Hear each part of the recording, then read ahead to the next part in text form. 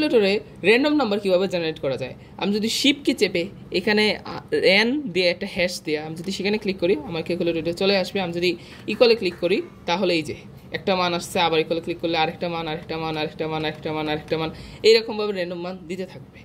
এখন আমি যদি এটাকে দশমিকে দেখাতে চাই, বারবার এইরকমভাবে ক্লিক করা তারপর আবার দশমিকে কনভার্ট করা, এটা তো অনেক হ্যাসেল একটা কাজ। তো এটাকে আমি পার্মানেন্ট করার জন্য একটা কাজ করতে পারি।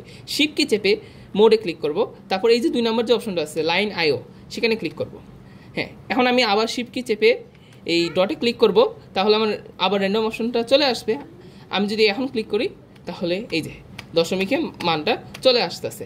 এখন আমি যদি 0 থেকে 100-র মধ্যে মানটা দেখাতে চাই তাহলে আমি এটার সাথে মানে শিফট কি চেপে ডটে ক্লিক করে র্যানের সাথে 100 গুণ করে দিব, তাহলে 100-র মধ্যে মানগুলো দেখাতে থাকবে। যদি আমি 10-এর মধ্যে দেখাতে চাই তাহলে এখানে 10 দিয়ে গুণ করবো, 10-এর মধ্যে সে দেখাতে থাকবে। So that's it.